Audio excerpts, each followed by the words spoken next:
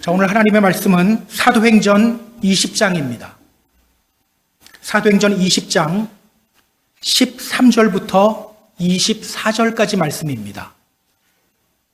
사도행전 20장 13절부터 24절까지 말씀. 자, 우리가 한 목소리를 읽습니다. 우리는 앞서 배를 타고 아소에서 바울을 태우려고 그리로 가니 이는 바울이 걸어가고자 하여 그렇게 정하여 준 것이라. 바울이 아소에서 우리를 만나니 우리가 배 태우고 미둘레네로 가서 거기서 떠나 이튿날 기호 앞에 오고 그 이튿날 사모에 들르고 또 다음 날 밀레도에 이르니라. 바울이 아시아에서 지체하지 않기 위하여 에베소를 지나 배 타고 가기로 작정하였으니 이는 될 수 있는 대로 오순절 안에 예루살렘에 이르려고 급히 가미러라. 바울이 밀레도에서 사람을 에베소에 보내어 교회 장로들을 청하니 오매 그들에게 말하되 아시아에 들어온 첫날부터 지금까지 내가 항상 여러분들 가운데서 어떻게 행하였는지를 여러분도 아는 바니 곧 모든 겸손과 눈물이며 유대인의 간계로 말미암아 당한 시험을 참고 주를 섬긴 것과 유익한 것은 무엇이든지 공중 앞에서나 각 집에서나 거리낌이 없이 여러분에게 전하고 가르치고 유대인과 헬라인들에게 하나님께 대한 회개와 우리 주 예수 그리스도께 대한 믿음을 증언한 것이라. 보라, 이제 나는 성령에 매여 예루살렘으로 가는데 거기서 무슨 일을 당할는지 알지 못하노라. 오직 성령이 각 성에서 내게 증언하여 결박과 환난이 나를 기다린다 하시나 내가 달려갈 길과 주 예수께 받은 사명 곧 하나님의 은혜의 복음을 증언하는 일을 마치려 하면은 나의 생명조차 조금도 귀한 것으로 여기지 아니하노라. 아멘. 자, 지금 바울은요 예루살렘을 향해 가고 있습니다. 예루살렘으로 출발하기 전 그는 마게도냐와 아가야 지방을 방문했었죠. 바울이 2차 전도 여행 중에 세운 교회들이 있는 곳이에요. 그가 거기 간 이유가 뭐죠? 성경이 이렇게 말하죠. 그 지방으로 다녀가며 여러 말로 제자들을 권했다. 그 지방으로 다녀가며 여러 말로 제자들을 권했다. 여기에 나오는 권하다 이 단어도요 파라클레오라는 단어입니다. 이 단어가 어떤 뜻이었는지 기억하세요? 파라클레오. 잠시 12절 보세요. 사람들이 살아난 청년을 데리고 가서 적지 않게 위로를 받았더라. 죽었다 살아난 유두고를 보면서 사람들이 위로를 받았죠. 여기 나오는 위로받다와 같은 단어예요. 원래는 이런 뜻입니다. To call one's side. 옆으로 부르다. 주님이 우리 옆에 있을 때 우리가 참된 위로를 받게 되죠. 또 주님이 우리 곁에 있을 때 우리가 온전히 서게 되고 참 생명을 얻게 됩니다. 따라서 바울이 마게도냐와 아가야 지방을 방문한 이유는요, 거기에 있는 제자들을 위로하고 격려하기 위해서예요. 혹시라도 믿음에 해이진 사람이 있다면 다시 믿음 안으로 돌아오게 하기 위해서예요. 자, 간단히 말하면 교회를 온전히 세우기 위해서. 교회를 온전히 세우기 위해서.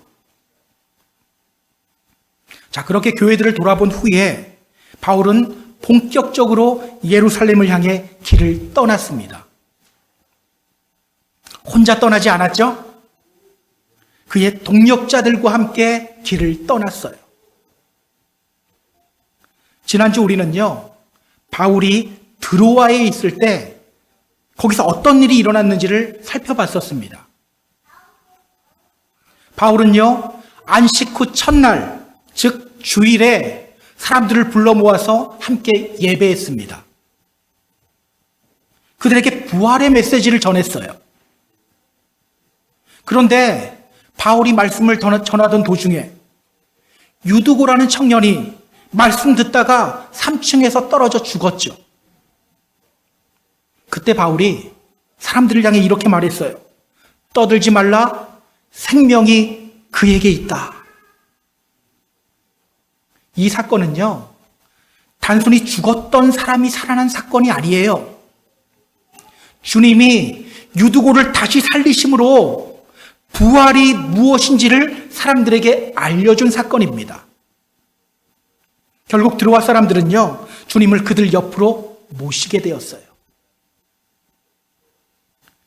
자, 오늘 본문은요, 예루살렘으로 가는 바울의 여정을 계속해서 우리에게 소개하고 있습니다. 자, 오늘 본문을 통해서 성경이 우리에게 전하는 메시지는 과연 무엇일까요? 본문을 보면서 함께 확인해 보도록 하겠습니다. 자, 본문으로 들어갈게요. 13절 보세요. 자, 13절 같이 읽습니다. 우리는 앞서 배를 타고 앗소에서 바울을 태우려고 그리로 가니 이는 바울이 걸어서 가고자 하여 그렇게 정하여 준 것이라. 자, 이제 바울은요, 드로아를 떠나서 예루살렘을 향한 걸음을 재촉합니다. 자, 그런데 오늘 성경은 이렇게 말해요. 우리는 앞서 배를 타고 앗소에서 바울을 태우려고 그리로 갔다. 우리는 앞서 배를 타고 앗소에서 바울을 태우려고 그리로 갔다. 성경은요, 바울의 동역자들이 먼저 배를 타고 앗소라는 곳으로 갔고 거기서 바울을 기다렸다고 말해요. 그리고 그 이유에 대해서 이렇게 말합니다. 이는 바울이 걸어가고자 하여 그렇게 정하여 준 것이라. 그러니까 바울이 동역자들에게 이렇게 말한 거예요. 여러분들 배 타고 먼저 앗소로 가세요. 거기서 저를 기다리세요. 저는 앗소까지 걸어가겠습니다. 그리고 바울은 앗소까지 혼자 걸어갔어요. 우리 지도를 좀 보세요. 드로아가 어디 있는지 보이십니까? 예. 앗소도 어디 있는지 보이세요? 바로 그 밑에 있죠. 앗소라는 곳은요, 드로아로부터 남쪽으로 약 32km 떨어져 있는 항구 도시입니다. 바울은요, 드로아에서 그곳 앗소까지 혼자 걸어간 거예요. 왜일까요? 왜 바울은 혼자서 앗소까지 걸어갔을까요? 여러분, 이때 바울의 몸 상태가 어땠을까요? 자, 사도행전 20장 11절 보세요. 올라가 떡을 떼어 먹고 오랫동안 곧 날이 새기까지 이야기하고 떠나니라. 지금 바울은요, 밤을 꼬박 새운 상태예요. 밤새도록 말씀 전했고 날이 밝을 때까지 드로아 사람들과 이야기를 나눴어요. 그의 몸이 피곤했을까요? 피곤하지 않았을까요? 엄청 피곤했을 거예요. 그런데 혼자 앗소까지 걸어간 거예요. 바울의 말을 들었을 때 동역자들이 가만히 있었을까요? 안 됩니다. 어제 밤도 샜잖아요. 몸도 피곤한데 왜 그 먼 길을 걸어가려고 합니까? 우리 같이 배 타고 가시죠.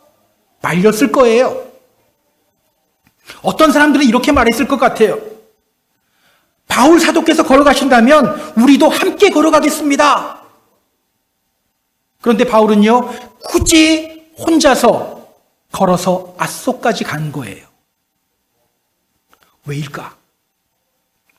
왜 바울은 동역자들과 떨어져서 혼자 앗소까지 걸어간 걸까요? 이 모습은요, 예수님의 모습과 같아요. 예수님도 이렇게 하신 적이 있었어요. 십자가를 앞두고 예수님은 감람산으로 올라가셨습니다. 성경은요, 그때의 장면을 이렇게 묘사합니다. 그들을 떠나 돌 던질 만큼 가서 무릎을 꿇고 기도했다. 그들을 떠나 돌 던질 만큼 가서 무릎 꿇고 기도했다. 예수님도요, 십자가를 앞두고 제자들을 떠나서 혼자만의 시간을 가졌어요. 제자들과 떨어져서 홀로 아버지 하나님과 독대하며 기도하는 시간을 가졌어요. 지금 바울도요, 혼자만의 시간을 갖기를 원한 거예요. 예수님처럼 혼자 걸어가며 하나님과 독대하는 시간을 가지려고 하는 거예요. 그래서 그는 동역자들을 먼저 배에 태워보내고 자신은 앗소까지 혼자 걸어간 겁니다. 여러분, 예루살렘을 향해 올라가는 바울의 심정이 어땠을까요? 바울의 심정이 어땠을까?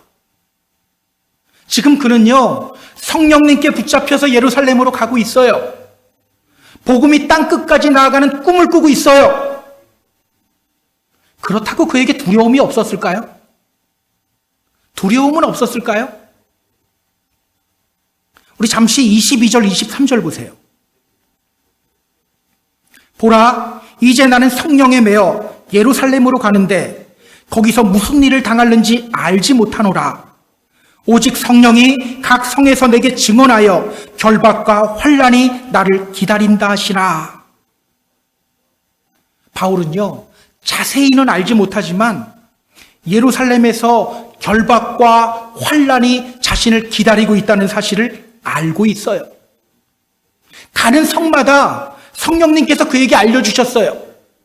결박과 환난이 예루살렘에서 널 기다리고 있어. 바울 안에 두려움이 없었을까요? 바울도 인간이에요. 복음이 땅끝을 향해 나아가는 꿈을 꾸고 있고 기쁜 마음으로 헌신하고 있지만 동시에 이런 마음도 있어요. 두렵다. 예루살렘 올라가기 싫다. 결박과 환난 당하기 싫다. 혹시 이렇게 반문하고 싶은 분이 있을지도 모르겠어요. 아니, 왜 바울의 믿음을 무시합니까?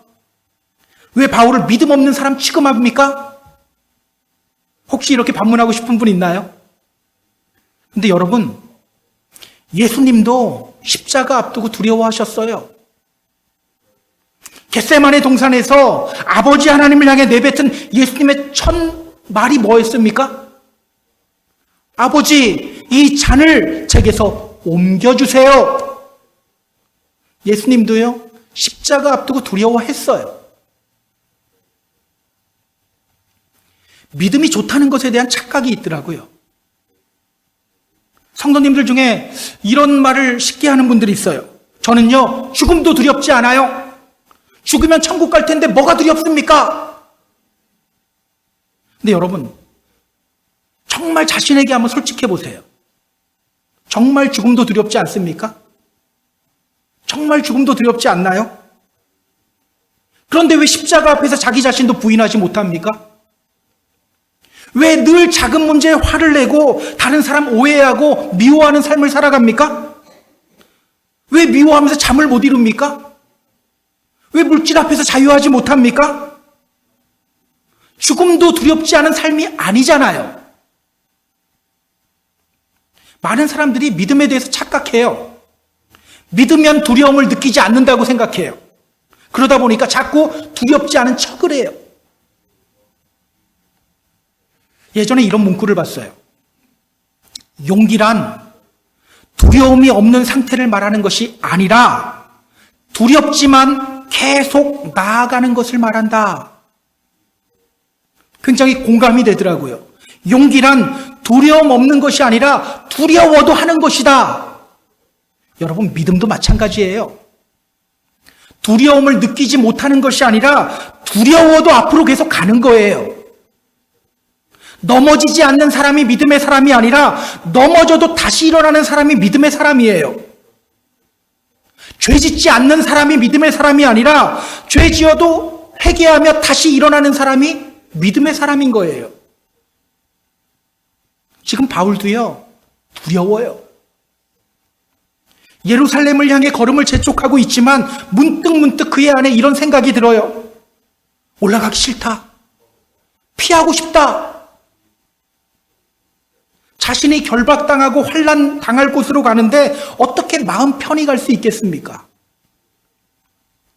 바로 그때 그는 예수님이 겟세마네 동산에서 홀로 기도하셨던 것처럼 일행과 떨어져서 혼자 걸어가며 하나님과 독대하는 시간을 가진 겁니다.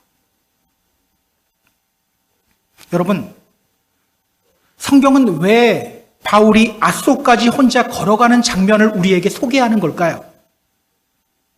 어떻게 보면 그렇게 큰 이슈가 될 만한 사건이 아니거든요.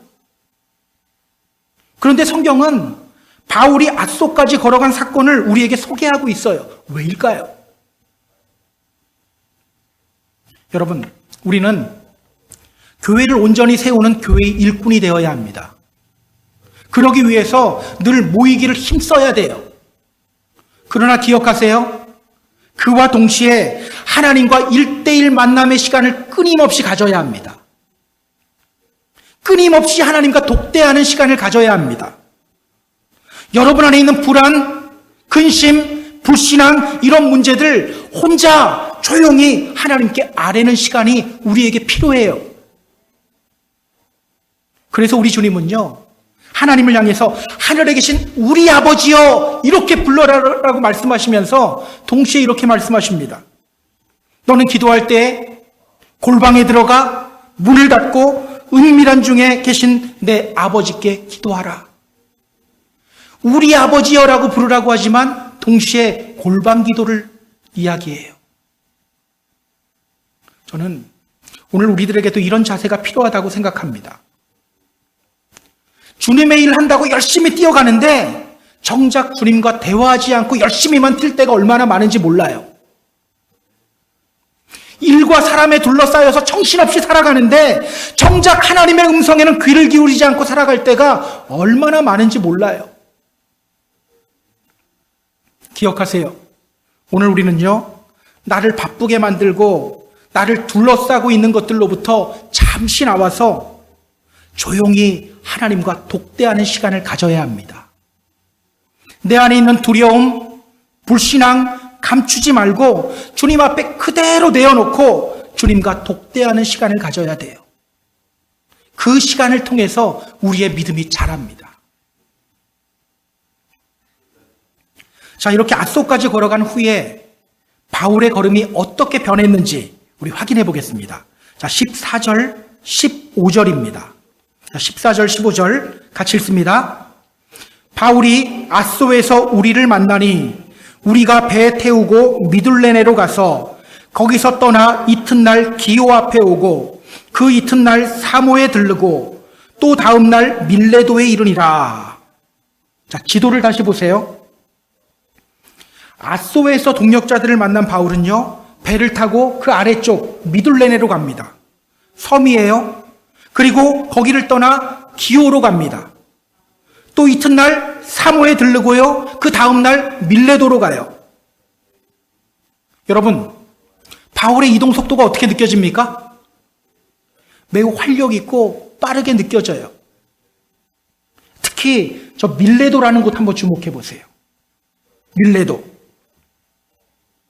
밀레도 근처에 어떤 도시가 있죠? 도시로 하면 바로 위에 에베소가 있죠. 밀레도는요, 에베소하고 가까운 도시예요.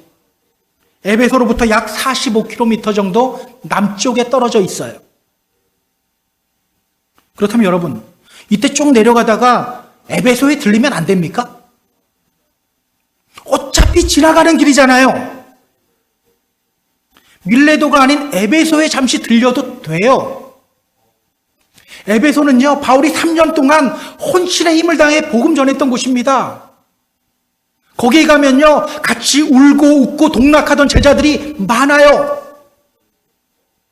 이제 예루살렘으로 가면 더 이상 그들을 볼 수가 없습니다. 그런데 그는요, 에베소에 들르지 않아요. 에베소를 지나서 밀레도로 갑니다. 왜일까요? 왜일까? 자, 그 이유가 다음 절에 나와요. 16절 보세요. 자, 16절 같이 읽습니다. 바울이 아시아에서 지체하지 않기 위하여 에베소를 지나 배 타고 가기로 작정하였으니 이는 될 수 있는 대로 오순절 안에 예루살렘에 이르려고 급히 가미러라. 자, 바울이 에베소에 들르지 않고 밀레도로 바로 간 이유가 뭡니까? 지체하지 않기 위해서. 지체하지 않기 위해서. 될 수 있는 대로 빨리 예루살렘에 도착하기 위해서예요. 그러니까 여러분, 드로아에서 아소까지 걸어가며 하나님과 독대한 후에 갑자기 바울의 걸음이 빨라지기 시작한 거예요. 예루살렘으로 향하는 그의 걸음에 활력이 생기기 시작한 겁니다. 누가복음 22장을 보면요, 겟세마네 동산에서의 예수님의 모습이 자세히 기록되어져 있어요. 제자들과 떨어진 채 예수님은 아버지 하나님을 향해 이렇게 울부짖었어요. 아버지, 이 잔을 제게서 옮겨주세요. 그런데 그렇게 혼자 하나님과 독대하며 기도하다가 그 기도가 바뀌죠. 어떻게 바뀝니까? 그러나 내 원대로 마옵시고 아버지의 원대로 되기를 원하나이다. 그리고요, 성경은 이어서 이렇게 말해요. 천사가 하늘로부터 예수께 나타나 힘을 더하더라. 천사가 하늘로부터 예수께 나타나 힘을 더하더라. 그리고 예수님은 십자가를 향해 담대하게 나아가요. 아마 바울도요, 예수님처럼 혼자 걸어가며 주님께 물었을 거예요. 주님, 꼭 제가 예루살렘에 올라가야 합니까? 베드로 보내면 안 됩니까? 왜 하필 저입니까? 피하고 싶습니다. 두렵습니다. 무섭습니다. 그러나 그가 홀로 기도하며 하나님과 독대할 때 그는 자신을 향한 아버지 하나님의 마음을 깨닫게 된 거예요. 두렵지만 예루살렘을 향해 올라가기로 결심한 거예요. 주님, 예, 제가 가겠습니다. 그리고 주님이 그런 그에게 힘을 주신 거예요. 그 결과 이렇게 그의 걸음이 힘 있는 걸음이 된 겁니다. 저는요, 오늘 이렇게 아소까지 혼자 걸어가며 주님과 독대하는 바울의 모습이 우리에게도 큰 도전이 되었으면 좋겠어요. 물론 우리는 믿음의 공동체를 소중히 여기고 모이기를 힘써야 돼요. 그러나 그것과 동시에 조용히 하나님께 나를 드리며 주님께 홀로 나아가는 시간이 우리에게 필요해요. 주님과 조용히 독대하며 나아갈 때 성령님이요, 우리가 보지 못하던 것을 보게 해주셔요. 깨닫게 해주셔요. 요나를 보세요.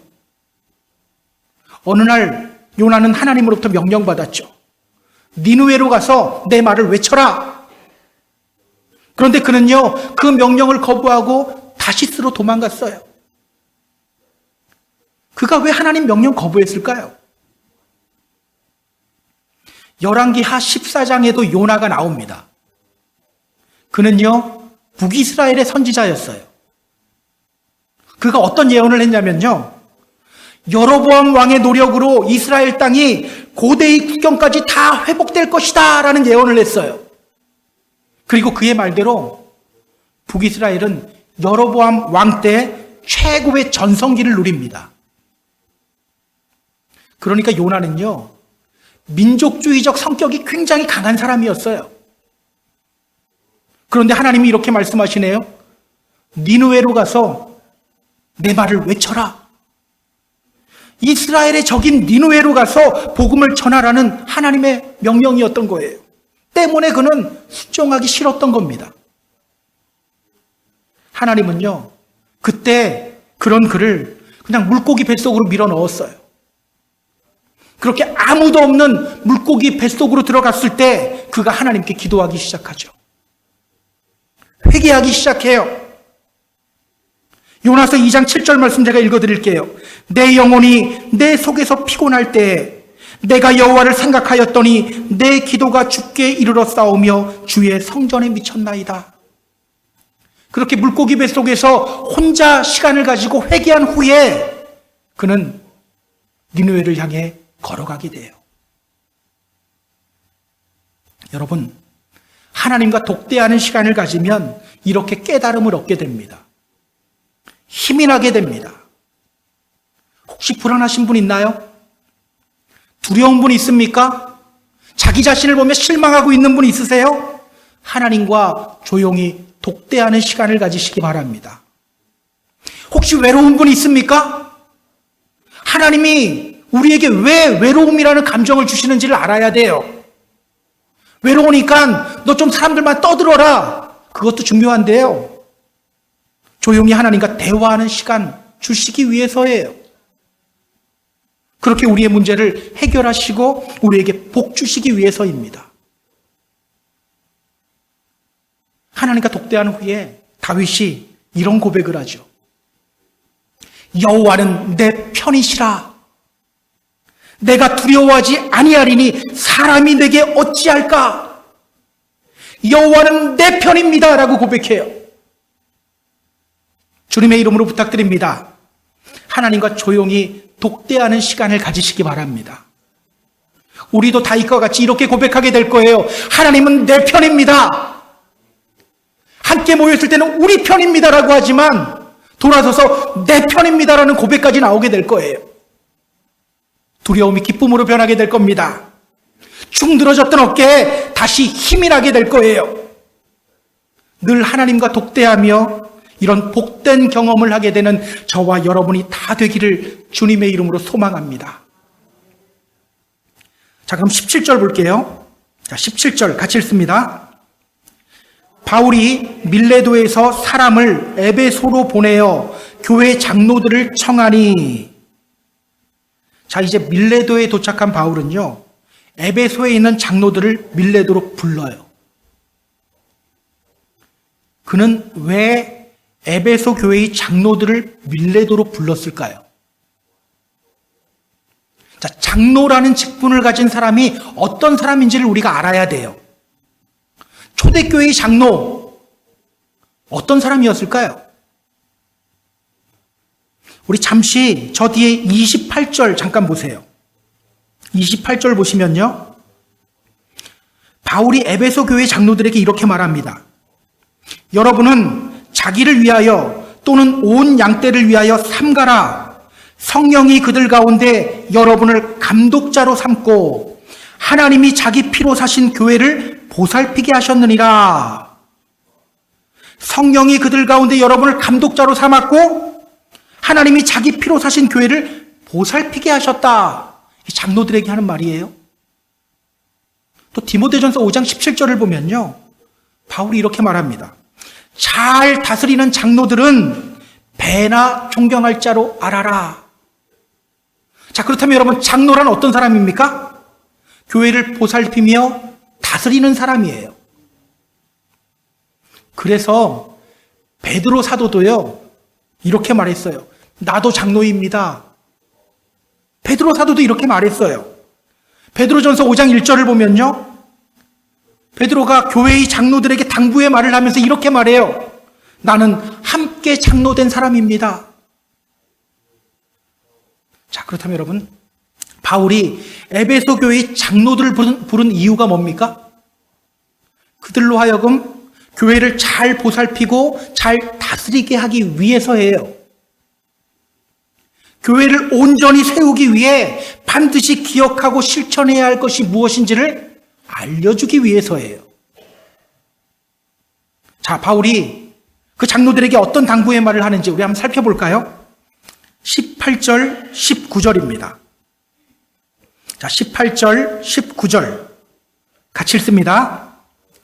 오매 그들에게 말하되 아시아에 들어온 첫날부터 지금까지 내가 항상 여러분 가운데서 어떻게 행하였는지를 여러분도 아는 바니 곧 모든 겸손과 눈물이며 유대인의 간계로 말미암아 당한 시험을 참고 주를 섬긴 것과.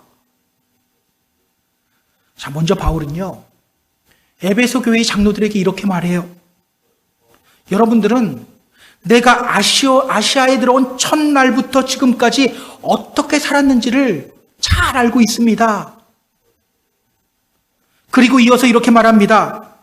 내가 주를 섬길 때 얼마나 낮아졌는지, 얼마나 많은 눈물을 흘렸는지, 유대인의 공격으로 인해 오는 시험을 얼마나 많이 참고 견뎠는지 여러분들은 똑똑히 보았고 알고 있습니다. 여러분, 바울이 왜 에베소 교회 장로들에게 이 말을 하는 걸까요? 너희들 내가 에베소에 있을 때 얼마나 고생했는지 알지? 얼마나 눈물 흘렸는지 알지? 똑똑히 기억해도 이걸까요?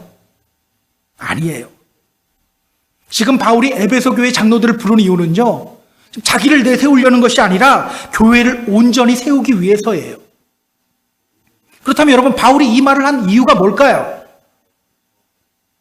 지금 바울은요, 에베소 교회 장로들에게 이 말을 하고 있는 겁니다. 교회를 온전히 세우기 위해서는 모든 일에 겸손해야 돼. 많은 눈물 흘려야 돼. 많은 시험을 참고 견뎌야 돼. 바로 이거 말하고 있는 거예요.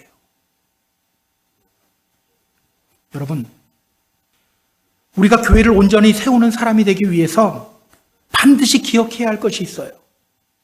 첫째, 모든 일에 겸손해야 합니다. 몇 가지 일에 겸손 보이는 정도가 아니죠. 나 그거는 못해. 이렇게 몇 가지 일에 겸손 보이는 정도가 아니라 모든 일에 겸손해야 돼요. 여러분, 교회를 망치는 게 뭔지 아세요? 세상이 들어와서 교회 망칠까요? 아니요. 세상이 교회를 핍박할수록 교회는 더 섰어요. 교회를 망치는 게 뭘까요? 교만이에요. 교만이 뭡니까? 하나님보다 자기가 높아지는 것이 교만이죠. 그렇다면 겸손은 뭘까요? 우리는요, 겸손하면 그냥 낮아지는 것이다 라고 생각하는데요, 겸손이란 하나님을 높이는 거예요. 하나님을 높이니까 내가 자연스럽게 낮은 자리로 내려가게 되는 거예요. 성경은 이렇게 말합니다. 진실로 그는 거만한 자를 비웃으시며 겸손한 자에게 은혜를 베푸시나니. 우리 하나님은요, 겸손한 사람에게 은혜를 베풀어 주시는 분이십니다. 둘째, 많은 눈물을 흘려야 합니다. 때로는 아픔의 눈물을 흘려야 합니다. 억울함의 눈물도 흘려야 합니다. 죄를 보며 탄식하는 눈물도 흘려야 돼요. 성경은 말합니다. 눈물을 흘리며 씨를 뿌리는 자는 기쁨으로 거두리로다. 울며 씨를 뿌리러 나가는 자는 반드시 기쁨으로 그 곡식단을 가지고 돌아오리로다. 자, 셋째, 많은 시험을 인내로 감당해야 합니다. 여러분, 시험이 뭐죠? 시험. 야고보서 1장 2절 3절 제가 읽어드릴게요. 내 형제들아, 너희가 여러 가지 시험을 당하거든 온전히 기쁘게 여기라. 이는 너희 믿음의 시련이 인내를 만들어내는 줄 너희가 알미라. 지금 시험이라는 단어와 믿음의 시련이라는 단어를 연결시키고 있어요. 그렇다면 여러분, 시험이 뭡니까? 믿음의 시련이에요. 믿음의 시련. 여러분, 주님 믿으면 꽃길만 걷습니까? 아니요. 많은 시련을 겪어야 합니다. 그 시련을 통해서 우리가 하나님의 사람으로 다듬어져 가는 거예요. 때문에 시험을 인내로 감당해야 되는 겁니다. 기억하세요. 우리 교회가 온전히 서려면 내가 먼저 겸손해야 돼요. 많은 눈물을 흘려야 합니다. 또 많은 시험을 인내로 감당해야 합니다. 자, 우리가 이것을 실천할 때 어떤 일이 생기는지 우리 성경을 확인해 볼게요. 20절, 21절 보세요. 자, 20절, 21절 같이 읽습니다. 유익한 것은 무엇이든지 공중 앞에서나 각 집에서나 거리낌이 없이 여러분에게 전하여 가르치고 유대인과 헬라인들에게 하나님께 대한 회개와 우리 주 예수 그리스도께 대한 믿음을 증언한 것이라. 우리의 겸손과 눈물과 인내를 통해 유익이 온다고 하죠. 어떤 유익이 옵니까? 우리의 겸손과 눈물과 인내를 통해 우리가 복음을 온전히 전할 수 있게 됩니다.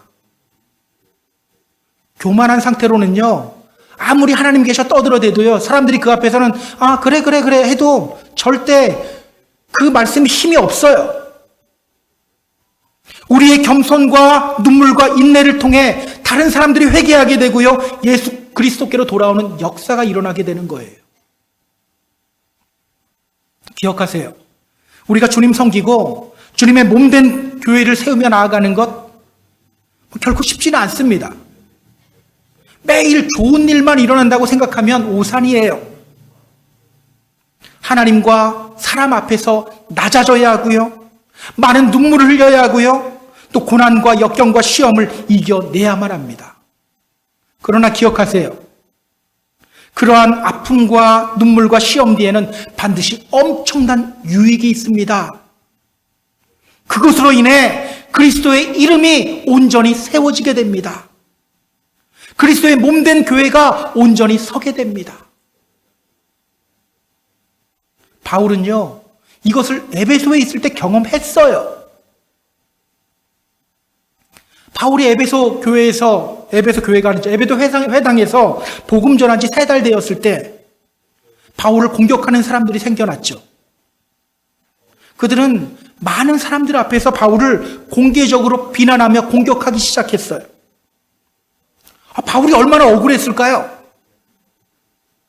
그러나 그는 참고 인내하며 말씀 가르치는 사역을 포기하지 않았어요. 그 결과 성경은 이렇게 말합니다. 유대인이나 헬라인이나 다 주의 말씀을 듣더라. 이와 같이 주의 말씀이 힘이 있어 흥왕하여 세력을 얻었더라. 때문에 바울은 이렇게 말하는 거예요. 교회 온전히 세우는 길, 너희들 봤잖아. 절대 쉬운 일 아니야. 하나님과 사람 앞에 겸손해야 돼. 많은 눈물 흘려야 돼. 많은 시험 당해야 돼. 그러나 그것을 인내로 참고 견디며 포기하지 않을 때 엄청난 유익이 생겨. 그때 그것을 통해 복음이 앞으로 전진하게 되어 있는 거야. 이것을 깨달은 바울은요, 오늘 엄청난 고백과 결단을 합니다. 자, 22절부터 24절까지 말씀이에요. 자, 22절서부터 24절 우리 같이 읽습니다. 보라, 이제 나는 성령에 매어 예루살렘으로 가는데 거기서 무슨 일을 당할는지 알지 못하노라. 오직 성령이 각 성에서 내게 증언하여 결박과 환난이 나를 기다린다 하시나 내가 달려갈 길과 주 예수께 받은 사명 곧 하나님의 은혜의 복음을 증언하는 일을 마치려 하면은 나의 생명조차 조금도 귀한 것으로 여기지 아니하노라. 바울은요, 예루살렘에서 결박과 환난이 자기를 기다리고 있다는 것을 알고 있어요. 그럼에도 불구하고 그는 이렇게 외칩니다. 내가 달려갈 길과 주 예수께 받은 사명 곧 하나님의 은혜의 복음을 증거하는 일을 마치려 하면은 나의 생명조차 조금도 귀한 것으로 여기지 아니하노라. 어떻게 이렇게 결단할 수 있었을까요? 주님이 주시는 유익이 얼마나 큰지를 보고 깨달았기 때문이에요. 더 큰 것을 보았기 때문에 작은 것은 보이지 않는 거예요. 여러분, 더 큰 것을 보기 원하십니까? 더 좋은 것을 경험하기 원하십니까? 바울의 말처럼 겸손을 실천하시기 바랍니다. 눈물 흘리는 거 두려워하지 마세요. 시험 피하지 마세요. 인내로 감당하시기 바랍니다. 그때 우리는 주님의 일하심을 보게 될 거예요. 자, 이제 말씀을 정리하겠습니다. 사랑하는 우리 펜사콜라 한인교회 성도 여러분, 주님이 우리를 믿음의 성도로 부르셨다는 것은요, 우리를 교회를 세우는 일꾼으로 불러주셨다는 거예요. 주님의 부르심은요, 항상 보내심과 동시에 일어나요. 교회를 온전히 세우기 위해 우리가 실천해야 할 것은요, 교회 공동체를 사랑하며 모이기를 힘쓰고 함께 모여 예배하는 삶을 실천해야 돼요. 그러나 동시에 하나님과 깊은 독대의 시간을 가져야 합니다. 또한 겸손을 실천하고 많은 눈물을 흘려야 하며 많은 시험을 인내로 감당해야 합니다. 우리가 이것을 실천할 때 하나님은요, 우리 교회를 온전하게 세우십니다. 우리 교회를 통해 복음이 앞으로 전진하게 만들어 주십니다. 이런 사명 잘 감당하는 우리 교회가 되었으면 좋겠어요. 그런 교회를 또 온전히 세워나가는 저와 여러분이 되기를 주님의 이름으로 축복합니다. 축복합니다.